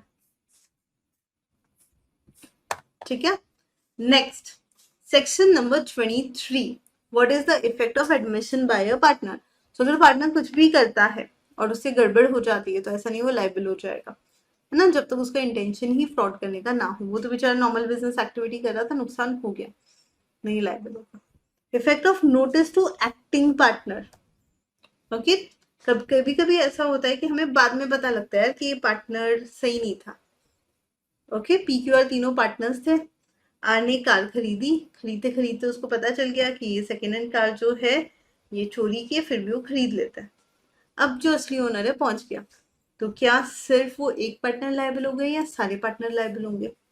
सारे पार्टनर्स लायबल होंगे। क्यों? बताओ ना हो, म्यूचुअल एजेंसी है। यहां तक कोई दिक्कत? Next, liability of partner for acts of the firm. Partnership firm में जो भी काम होते हैं, कांड होते हैं, उसमें पार्टनर्स की लाइबिलिटी क्या होती है? तो हर एक पार्टनर लाइबल होगा जॉइंटली या सेवरली, है ना, जॉइंटली या सेवरली सारे पार्टनर्स लाइबल होंगे for the acts of the firm. ये समझा? Next, liability of firm for wrongful acts of the partners. क्या फर्म की भी कोई लाइबिलिटी होगी अगर पार्टनर ने कुछ गड़बड़ किया? तो डेफिनेटली थर्ड पार्टी के लिए तो पार्टनरशिप फर्म क्या होगी? लाइबल डेफिनेटली होगी for the wrongful acts of any of the partners. ठीक है। Next, liability of firm for miss application by the partner. Section number 27 एक और इंटरेस्टिंग चीज सिखाता है कि यार कभी भी अगर पार्टनर ने चलो पैसा मिस अप्लाई भी कर लिया अपनी अपेरेंट अथॉरिटी में रहकर, या बिजनेस के अंदर उसने जब इतना पैसा देखा तो उसने उसको मिस अप्लाई कर लिया, कुछ भी कर लिया उसका, लेकिन फर्म की जिम्मेदारी है वो पैसा वापस सही सलामत थर्ड पार्टी का जो भी इंटेंशन था उस तक पहुंच जाए। ओके,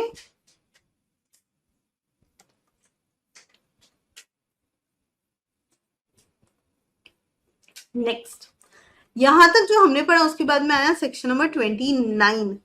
ओके, 28 तो हमने ऑलरेडी यूनिट 1 में पढ़ लिया, तो एस्टॉपल वाला अभी 29 की बारी।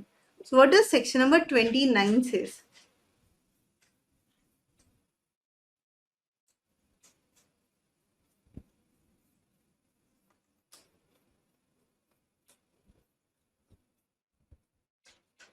No doubts? चलिए 29 पर।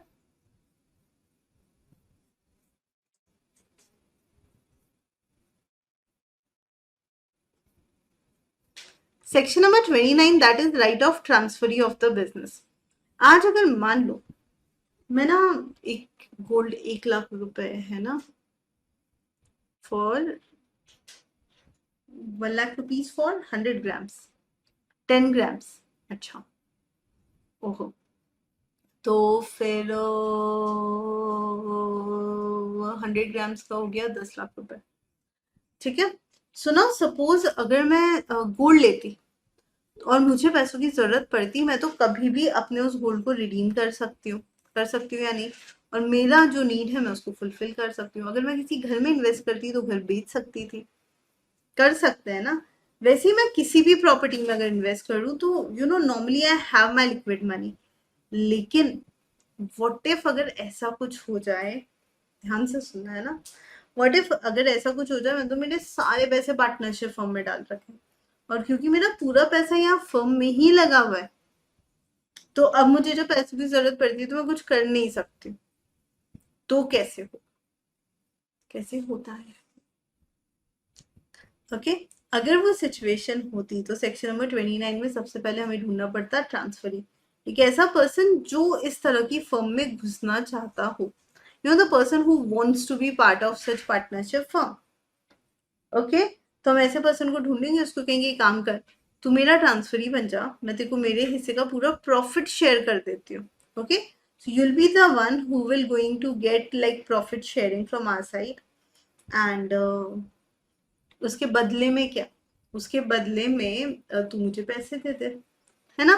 कहने को पार्टनर मैं हूं, लेकिन ऑब्वियसली डिसीजन तुम्हारे हिसाब से चलेंगे, ऐसा वैसा कर लिया ट्रांजेक्शन। अब क्या,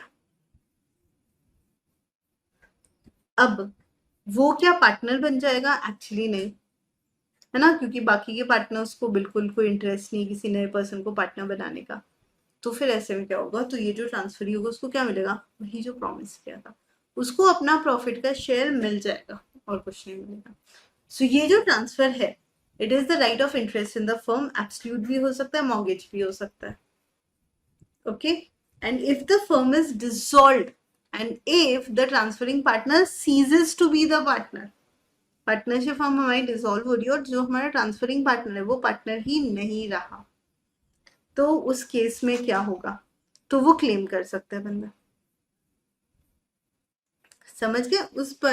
उस केस के अंदर वो डेफिनेटली क्लेम कर सकता है। तो सबसे पहली चीज, ट्रांसफरी ढूंढ के लाओ। वो ट्रांसफरी क्या करेगा, ट्रांसफरी हमें पैसे देगा और खुद फर्म से सिर्फ प्रॉफिट लेगा। अगर वो बुक्स ऑफ अकाउंट्स मांगेगा तो हम कहेंगे नहीं देख सकते हो, तो किसी भी तरह का बिजनेस डिसीजन में इंटरफेयर करेगा तो हम साफ कहेंगे भैया तुम नहीं कर सकते हो, तुमको कोई अधिकार नहीं है। लेकिन अगर पार्टनरशिप फर्म बंद हो रही है तो डेफिनेटली उसका राइट है कि वो अपना हिस्सा क्लेम करे। ठीक है, फर्म ही बंद हो रही है तो क्या करेंगे, ऑप्शन ही क्या है।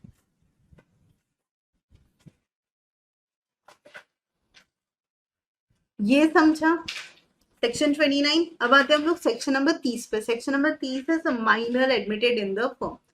पार्टनरशिप फर्म में अगर कभी भी माइनर पार्टनर को एडमिट किया जाता है तो ऐसे ही नहीं कर सकते। उसको एडमिट करने के लिए तो सारे पार्टनर्स का कंसेंट चाहिए होता है, A to Z सारे के सारे पार्टनर्स का कंसेंट चाहिए होता है। ठीक है। नंबर 2, जो माइनर है उसका प्रॉपर्टी में इंटरेस्ट होता है, प्रॉफिट में इंटरेस्ट होता है फर्म में, वो भी एक्सेस कर सकते हैं, इंस्पेक्ट कर सकते हैं, कॉपी ले सकता है बुक्स ऑफ अकाउंट्स। ठीक है, ये भी क्लियर हुआ। नेक्स्ट, माइनर लाइबल होता है for all the acts, but minor is not personally liable for the act. Such minor can sue the partners in account for payment. ये जो माइनर है ये डेफिनेटली बाकी के पार्टनर्स के अगेंस्ट केस डाल सकता है अगर उसको उसका पेमेंट ना हो तो। ठीक है, ये भी समझा। तो यानी वो बुक्स ऑफ अकाउंट्स भी देख सकता है, सब कर सकता है, लॉसेस नहीं शेयर करेगा बंदा, बाकी सभी का डाल लो उससे। ठीक है, जैसे ही माइनर मेजर बन जाता है तो उसके बाद उसको 6 महीने दिए जाते हैं just to think and decide whether he wants to continue to be the partner of the firm. अगर वो डिसाइड कर लेता है कि हाँ मुझे तो पार्टनरशिप फर्म का पार्टनर बने रहना है, तो उस दिन से अब उसकी भी लाइबिलिटी चालू है ना, अब थोड़ी माइनर है कि लाइबिलिटी नहीं लगेगी। लेकिन अगर वो कहता है नहीं मुझे पार्टनर नहीं बनना है, इफ ही डिनाइज, कर सकता है, बिल्कुल कर सकता है, तो उसकी कोई इस तरह की लाइबिलिटी नहीं होगी फिर। ठीक है, ये भी समझा। तो 6 महीने में वो डिसाइड कर लेगा पार्टनर रहना है या नहीं रहना है। So where such person becomes a partner, अगर कभी भी ऐसा कोई बंदा माइनर बन जाता है तो माइनॉरिटी में तो उसको प्रॉफिट लेने का, बुक्स ऑफ अकाउंट्स का सब कुछ राइट्स रहता है। Next, legal consequences of partner coming in और गोइंग आउट। अगर किसी भी पार्टनरशिप फर्म में कोई नया पार्टनर आ रहा है या पुराना जा रहा है तो क्या होगा, सबसे पहले इंट्रोडक्शन ऑफ अ पार्टनर। जिस भी डेट से नया पार्टनर आता है वो उस डेट पे कभी भी बिना सारे पार्टनर्स के कंसेंट के नहीं आ सकता है। ठीक है, the person who is introduced as partner of the firm does not hereby become liable for any acts done by partners of the firm. वो कुछ भी कर ले, है ना, वो लाइबल वैसे नहीं होगा। ये दो पॉइंट समझ में आए। तीसरा, ओके, एडमिशन तो समझ गया कि पार्टनर्स का पहले तो कंसेंट लगता है और फिर उसके बाद में कलेक्ट करना पड़ता है, ये भी ठीक है। Next, so this section does not apply to the partners of does not apply to the partnership of two partners which is automatically dissolved by death of one. किसी एक की डेथ हो गई तो ऑटोमेटिकली वो डिसॉल्व हो ही जाएगी। Then retirement of a partner, कभी भी दो पार्टनर्स वाली पार्टनरशिप फर्म है ना, तो उस पर ना रिटायरमेंट ना डेथ ये कोई प्रोविजन नहीं लगता है ना, फिर तो फर्म को बंद ही करना पड़ेगा। सो कभी भी अगर पार्टनरशिप फर्म में दो से ज्यादा पार्टनर है और कोई एक पार्टनर है जो रिटायर होना चाहता है, वो हो सकता है, सारे पार्टनर्स को उसे कंसेंट लेना पड़ेगा, राइटिंग में नोटिस देना पड़ेगा। पार्टनरशिप एट विल के केस में किसको, रजिस्ट्रार को और बाकी के पार्टनर्स को, कि मैं पार्टनर था फर्म का लेकिन अब मैं फर्म को छोड़ना चाहता हूँ। ओके, थर्ड पार्टी की जितनी भी लाइबिलिटीज है उसको डिस्चार्ज करनी पड़ेगी और फिर ही उसका फुल एंड फाइनल सेटलमेंट हो सकता है। सो विष्णु चंद्र वर्सेस चंद्रिका प्रसाद का एक इंटरेस्टिंग केस था जहां पर one of the partner says कि मैं तो पार्टनरशिप फर्म को छोड़ के जाना चाहता हूँ लेकिन मैं एक और चीज चाहता हूँ कि फर्म का बिजनेस भी बंद हो जाए। तो बहुत ही वेग था ये, है ना, मतलब बहुत ही बेकार। आपको फर्म को छोड़ना है, छोड़ो, फर्म का बिजनेस क्यों बंद करा रहे हो? फर्म को डिसॉल्व होना जब होना होगा जब हो जाएगी। नेक्स्ट, एक्सपर्शन ऑफ अ पार्टनर, कभी भी किसी पार्टनर को क्या हम एक्सपेल कर सकते हैं, निकाल सकते हैं, बिल्कुल। और एक्सपल्शन कैसे होगा? गुड फेथ में होना चाहिए, है ना। So power of expulsion must B existed in the contract between the partner, exist करना चाहिए, गुड फेथ में होना चाहिए और ये पावर दिया हुआ होना चाहिए पार्टनरशिप डीड के अंदर। ना गुड फेथ का मतलब क्या? Expulsion must be in the interest of the partnership, person must be expelled for serve with a notice. तो सबसे पहले तो नोटिस भी देना पड़ेगा, एक्सपल्शन क्यों कर रहे हो वो भी बताना पड़ेगा और अपॉर्चुनिटी ऑफ बीइंग हर्ड तो देना ही। ठीक है, कोई प्रॉब्लम नहीं आता। क्या क्या हो गया हमारा? रिटायरमेंट हो गया, एक्सपल्शन हो गया, एडमिशन हो गया। Coming to the next thing, expulsion काफी इंपॉर्टेंट है। Insolvency of a partner, अगर कभी भी किसी भी पार्टनरशिप फॉर्म में कोई पार्टनर इंसॉल्वेंट हो जाता है तो बाकी के पार्टनर्स भी धीरे धीरे अपना स्टेटस चेक करा लेते हैं और नॉर्मली एक साथ बल्क में ही काम होता है। लेकिन अगर कोई एक ही पार्टनर इंसॉल्वेंट है और बाकी सब नॉर्मल है तो उसको निकाल देंगे, बाकी सब ठीक से।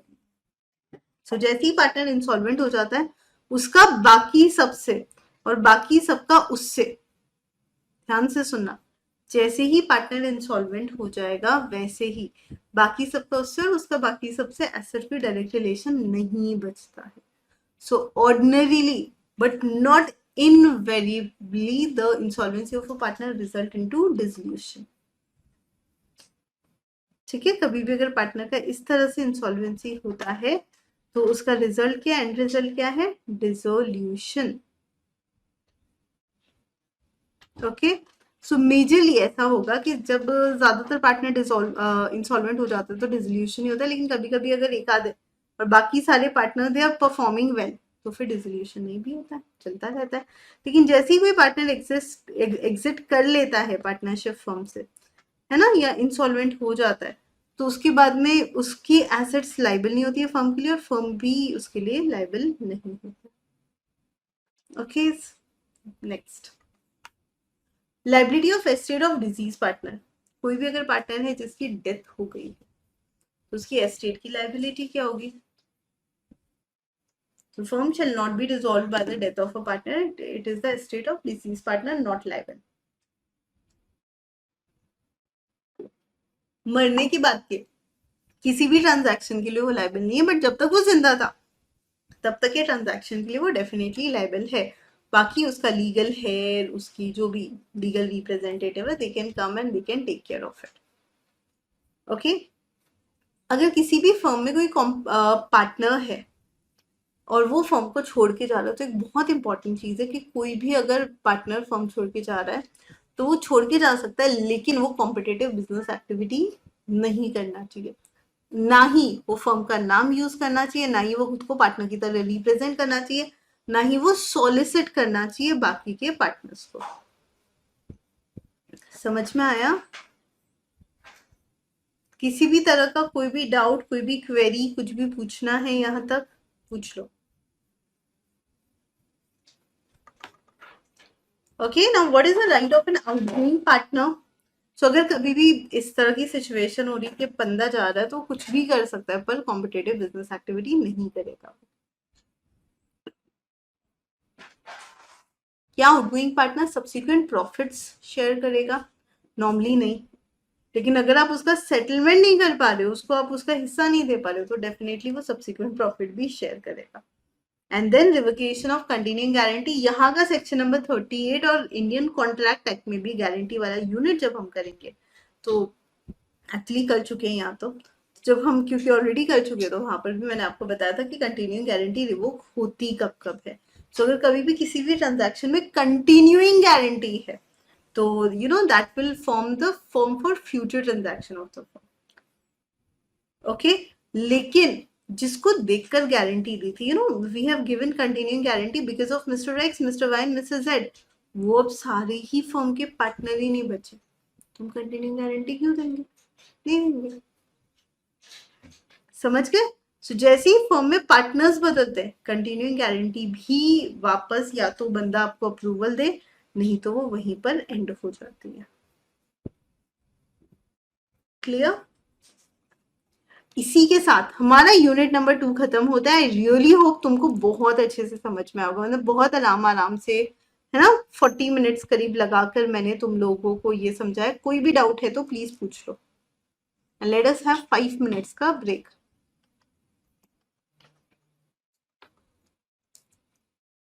5 मिनट का ब्रेक लेते हैं, 5 मिनट बाद रिज्यूम करेंगे।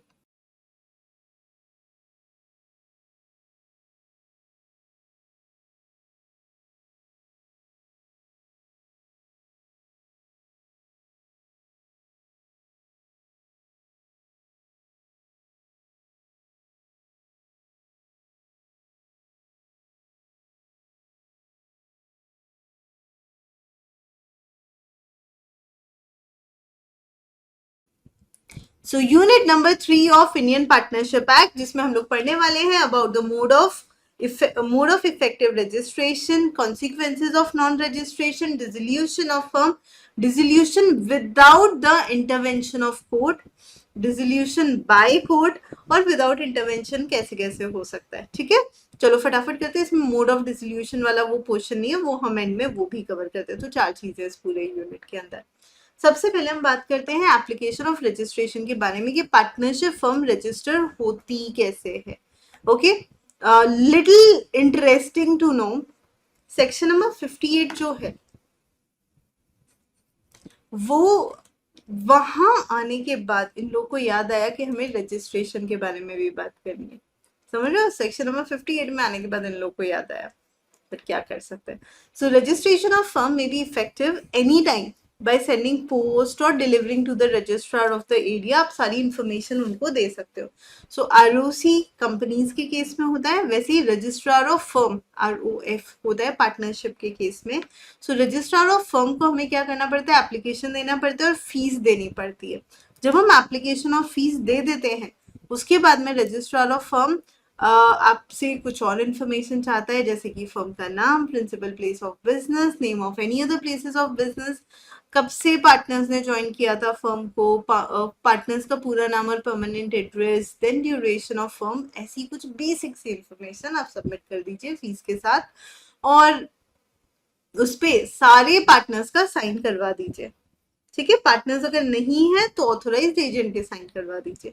जैसे ही डॉक्यूमेंट साइन हो जाता है तो उसे ले जाकर सबमिट कर लीजिए रजिस्ट्रार ऑफ फर्म पे। लेकिन एक चीज ध्यान रखना, रजिस्ट्रार ऑफ फर्म के पास जब आप ये डॉक्यूमेंट सबमिट करोगे, उससे पहले फर्म का नाम डबल चेक कर लेना, क्योंकि फर्म के नाम में emperor, empress, empire, imperial, king, queen, royal जैसे शब्दों का इस्तेमाल बिल्कुल नहीं करना है। और हमें ये वर्ड्स का यूज इसीलिए नहीं करना है, देखो डाउट आता है ना मैम क्यों नहीं करें, तो हमें ये वर्ड्स का यूज इसीलिए नहीं करना है बिकॉज हमारा ये एक्ट ब्रिटिशर्स के टाइम पे था, और ब्रिटिशर्स के लिए ये वर्ड्स का बहुत ज्यादा इंपॉर्टेंस है।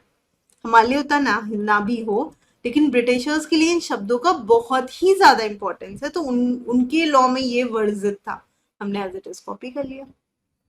समझ गए? तो इन नामों को नहीं यूज करना। अगर करना चाहते हो तो स्पेशल अप्रूवल लेनी पड़ेगी। स्पेशल अप्रूवल लेने के बाद डेफिनेटली अगर चाहिए तो यूज कर सकते हैं। चलो ये सारी चीजें फॉलो कर ली, उसके बाद में क्या होगा, अगर रजिस्ट्रार सेटिस्फाई हो जाता है जो भी आपने इन्फॉर्मेशन दी है उससे, and if he is like fully satisfied with all the details, तो फिर वो आपकी एंट्री रिकॉर्ड कर लेगा स्टेटमेंट ऑफ रजिस्टर में, है ना। डॉक्यूमेंट से खुश है, फीस से खुश है, सब चीजों से खुश है, तो उसका जो रजिस्टर ऑफ फर्म है ना, डॉक्यूमेंट या स्टेटमेंट ऑफ रजिस्टर, जिसको रजिस्टर ऑफ फर्म कहते हैं, उसमें फर्म का नाम आ जाएगा। ठीक है, मतलब ये समझ लो फर्म का नाम अगर रजिस्टर ऑफ फर्म में आ गया, हाँ हो गया। तो जैसे ही रजिस्टर ऑफ फर्म में वो नाम लिखेगा, उसके बाद में इमीडिएटली वो इशू कर देगा सर्टिफिकेट ऑफ रजिस्ट्रेशन। अब जैसे ही हमारे पास यानी पार्टनरशिप फर्म के पास सर्टिफिकेट ऑफ रजिस्ट्रेशन आ जाता है, ये समझ लो काम हो गया, फर्म इज नाउ रजिस्टर्ड। ठीक है, अब उसके बाद में जो भी है वो सारा मतलब kind of like recording of entries, register of firm का रूटीन ड्यूटी, और वो इस तरह से करेगा। अगर वो मिस कर देता है तो डेफिनेटली गड़बड़ है। Registration may also be affected even after the suit has been filed by the firm, but in that case it is necessary to withdraw the suit first. हाँ, very important, जब तक partnership firm register नहीं होती है तब तक वो किसी के अगेंस्ट कोई केस नहीं कर सकती है। ठीक है, जब तक पार्टनरशिप फर्म रजिस्टर नहीं होती है तब तक वो किसी के अगेंस्ट कोई केस नहीं कर सकती है। यानी कि अगर पार्टनरशिप फर्म ने गलती से किसी के अगेंस्ट केस कर दिया बिना रजिस्ट्रेशन के, फिर उसने रजिस्ट्रेशन करवाया, अब क्या वो केस वैलिड हो जाएगा? नहीं, अब आपको केस विड्रॉ करना पड़ेगा। Now you are registered, now you can file a fresh case. पुराने केस की वैसे भी कोई वैलिडिटी, वैधता थी ही नहीं। It was never ever intended कि भैया ये सही है। नेक्स्ट, सेक्शन नंबर 59A की बात करते हैं हम यहाँ पर, late registration by payment of penalty. So normally हम लोग जब बात करते हैं कोई भी पार्टनरशिप फर्म जो है, ओके, तो जो रजिस्ट्रार है with in the stipulated time जो जो इन्फॉर्मेशन मांगता है उसे वो सारा कुछ सबमिट करना पड़ता है। लेकिन अगर उसने सबमिट नहीं किया तो डिले का पेनल्टी लगेगा, और ये डिले का पेनल्टी कितना है? ₹100 per year. Okay, so the penalty is ₹100 per year of a delay or part thereof. यानी 1 साल का डिले है तो सिर्फ ₹100 पेनल्टी है। ये भी बढ़िया है। Okay, coming to the consequences of non registration under section 69। अभी तक हम बात कर रहे थे रजिस्ट्रेशन ऐसे कराओ, रजिस्ट्रेशन ऐसे कराओ। यूनिट 1 में हमने पढ़ लिया था कि रजिस्ट्रेशन कंपल्सरी नहीं है। ठीक है, अभी हमने यूनिट 2 में भी देखा कि भैया रजिस्ट्रेशन का प्रोसेस मतलब इस तरह से करो, रजिस्टर हो तो ठीक है, नहीं रजिस्टर हो ठीक है। लेकिन यहाँ पर एक इम्पॉर्टेंट चीज देखिए, अगर रजिस्ट्रेशन नहीं किया तो उसके कॉन्सिक्वेंसेज है। मतलब it is as good as मुझे मम्मी ने कहा बेटा मत पढ़, क्या ही हो जाएगा। जब मैं कहती हूँ मम्मी पढ़ने का बिल्कुल मन नहीं है, मैं मॉम विल कम एंड से कि अच्छा नहीं मैंने, कोई बात नहीं बेटा मत पढ़।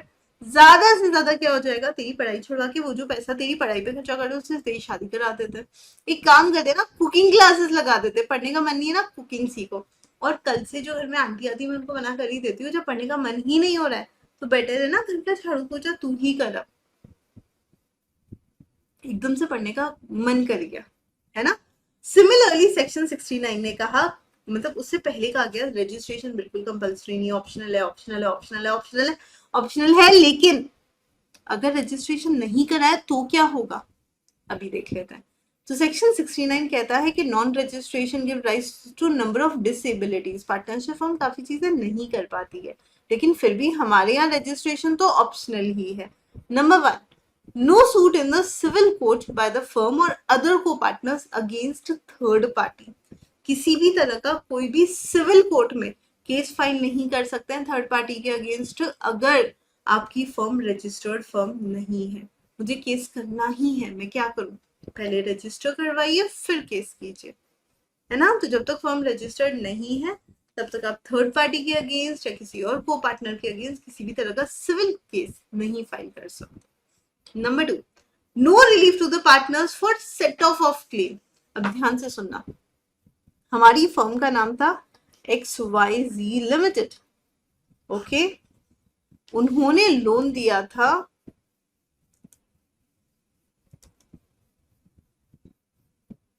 ABC लिमिटेड को, कितना? 10 लाख का। और ABC लिमिटेड ने हमारी फर्म को लोन दिया था 20 लाख का। तो नेट हमें कितना पे करना है? 10 लाख रुपए। लेकिन जब हम 10 लाख देते तो ABC लिमिटेड कहता है नहीं हमें पूरे 20 लाख दीजिए।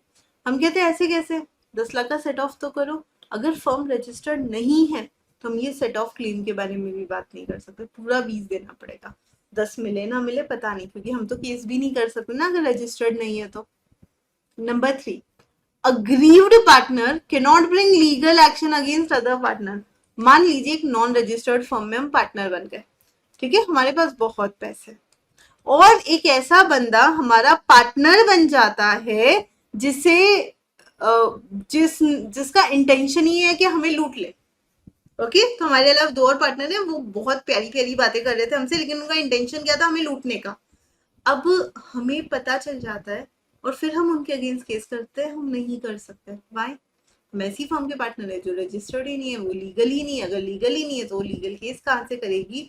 यानी इन शॉर्ट, अगर सारे पार्टनर मिलकर किसी एक पार्टनर के साथ गलत कर रहे हैं तो वो पार्टनर कुछ नहीं कर सकता लीगली, तो at least. Number 4, third party can still sue the firm. हम किसी के अगेंस्ट केस नहीं कर सकते, थर्ड पार्टी हमारे अगेंस्ट केस कर सकती है। तो सबसे पहला पॉइंट, सबसे इंपॉर्टेंट, कोई तरह का सिविल कोर्ट हम को पार्टनर्स या थर्ड पार्टी के अगेंस्ट नहीं कर सकते, कोई केस नहीं कर सकते। सेट ऑफ का क्लेम भी नहीं मिलेगा। एग्रीव पार्टनर बाकी पार्टनर्स के अगेंस्ट केस नहीं कर सकता, और थर्ड पार्टी जो है वो फिर भी फर्म के अगेंस्ट केस कर सकती है। समझे? आई hope this is clear because this is important. Okay, मैंने अभी एक वीडियो डाला है, make sure you guys watch it before your exam, जिसमें मैंने स्पेसिफिकली बताया कि कौन कौन से टॉपिक इंपॉर्टेंट है। Consequences of non registration is very important. Exception, so non-registration of a firm does not however affect the following rights। अगर आप फर्म को रजिस्टर नहीं भी करते हो तो ये राइट्स तो फिर भी रहेंगे। क्या क्या रहेगा? Right of third party to sue the firm or any other partner, third party अभी भी आपके अगेंस्ट केस कर सकती है। Right of partner to sue for dissolution of firm and settlement of account. भैया अब नहीं सहा जाता, अब हमें नहीं बनना है इस पार्टनरशिप फर्म का पार्टनर, हमें हमारा हिस्सा दे दो और हम जा रहे हैं। Number 3, power of an official assignee or receiver of court will remain same, क्योंकि obviously उन तो बंद करने के लिए बुलाया है। And right to sue and claim set off for the value not exceeding 100 rupees, और set off claim 100 रुपए तक का कर सकते हो, उससे ज्यादा नहीं कर पाओगे। 100 रुपए तक का करने का तुम्हारा अधिकार है। यानी कि अगर अब कोई भी कहता है कि पार्टनरशिप फर्म में रजिस्ट्रेशन ऑफ फर्म ऑप्शनल है, तो उसको कहते हैं ना, हमें पता है कितना ऑप्शनल है, अगर नहीं रजिस्टर करवाएंगे तो डूब जाएंगे। हम किसी के अगेंस्ट केस नहीं कर सकते, लोग हमारे अगेंस्ट केस कर सकते हैं। एग्रीव पार्टनर केस नहीं कर सकता, 100 रुपए के ऊपर का सेटलमेंट नहीं कर सकता, लेकिन फिर भी थर्ड पार्टी केस कर सकती है। फर्म डिसॉल्व हो सकती है। Official assignee, receiver of court जो है वो उनके सबके राइट्स एज इट इज है, और सिर्फ 100 रुपए तक का सेट ऑफ क्लेम हो सकता है। This is so insane, right? आगे बढ़ते हैं। सो एएन कंपनी जो कि एक रजिस्टर्ड पार्टनरशिप फर्म है सिंस 2015, एबीसी तीनों पार्टनर्स हैं। अब एक ही डेथ होगी। In 2017 BNC sue X in the name of AN company. उन्होंने फ्रेश रजिस्ट्रेशन नहीं करवाया। ये तो कोई रजिस्टर्ड फर्म थी, एक पार्टनर की डेथ हो गई, री रजिस्ट्रेशन कराना चाहिए था। क्या ये सूट मेंटेनेबल है?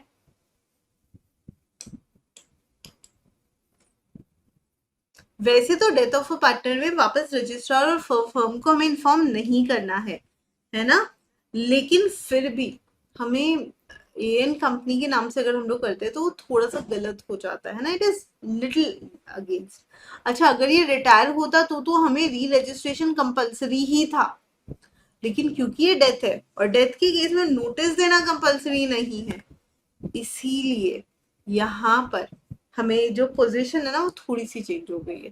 तो यहाँ पर अब क्या होता है, क्योंकि अब री रजिस्ट्रेशन मतलब अलग से नोटिस देने की जरूरत नहीं थी, इसलिए suit must be instituted by और ऑन बिहाफ ऑफ फर्म। बस इतना ध्यान रखना है, फर्म के बिहाफ पे केस फाइल करें, ठीक है। Similarly if in 2017 BNC has taken a new partner D और फिर वो एक्स के अगेंस्ट केस फाइल करते, तो क्या वो वैलिड होता? नहीं, फिर तो वैलिड होता ही नहीं, क्योंकि नया पार्टनर आने के बाद तो रजिस्ट्रेशन वापस से करवाना मोस्ट मैंडेटरी है। देखो, एक पार्टनर की डेथ हो गई है, डेथ इज डीम्ड नोटिस, सबको पता होना चाहिए, इतना बड़ा इवेंट है वो, लेकिन आपने एडमिशन किया है, रिटायरमेंट हुआ है, तो उस केस में तो नोटिस कंपल्सरी देना ही पड़ेगा। आई बात समझ में? ठीक है, next, dissolution of firm under section 39 to 47। So dissolution of partnership और डिसोल्यूशन ऑफ फर्म दो अलग अलग चीजें हैं और इनका डिफरेंस थोड़ा सा इंपॉर्टेंट है गाइस। 5 ही पॉइंट्स है, ये आपको याद रखना है। सबसे पहला, डिसोल्यूशन ऑफ फर्म मतलब discontinuation of the business, and dissolution of partnership मतलब बिजनेस तो कंटिन्यू है ही, फर्म का सिर्फ हम रिकॉन्स्टिट्यूशन कर रहे हैं। ओके, डिसोल्यूशन ऑफ फर्म में फर्म वाइंड अप हो रही है, यानी एसेट्स रियलाइज हो रही है, लाइबिलिटीज का हम पेमेंट कर रहे हैं। लेकिन डिसोल्यूशन ऑफ पार्टनरशिप में सिर्फ रीवैल्यूएशन हो रहा है एसेट्स और लाइबिलिटीज का। डिसोल्यूशन ऑफ फर्म में कोर्ट के ऑर्डर से ही फर्म डिसॉल्व हो सकती है, लेकिन dissolution of partnership is not ordered by court. बहुत इंपॉर्टेंट है कि you know it is very important to involve dissolution of partnership, लेकिन may not involve dissolution of firm। Final closure of books of accounts होते हैं dissolution of firm में, dissolution of partnership में final closure of books of accounts नहीं। ठीक है, तो कुल मिलाकर अगर हमें modes of dissolution of firm के बारे में बात करनी है, तो dissolution without the order of the court और वॉलंटरी डिसोल्यूशन कब होता है, कैसे होता है? तो पहला डिसोल्यूशन होता है अग्रीमेंट्स।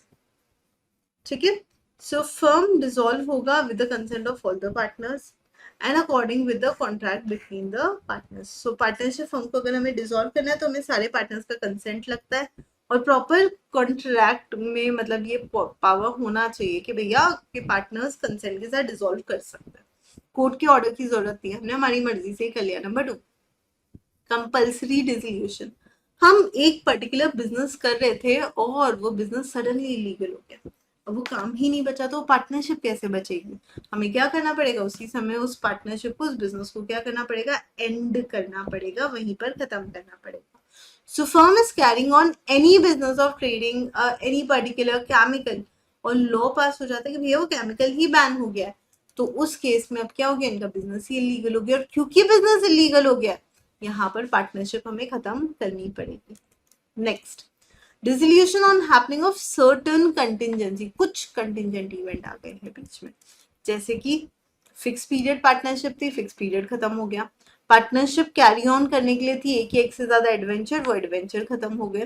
पार्टनर की डेथ हो गई और वो मेन पार्टनर था, तो हमें फर्म डिसॉल्व करनी पड़ी।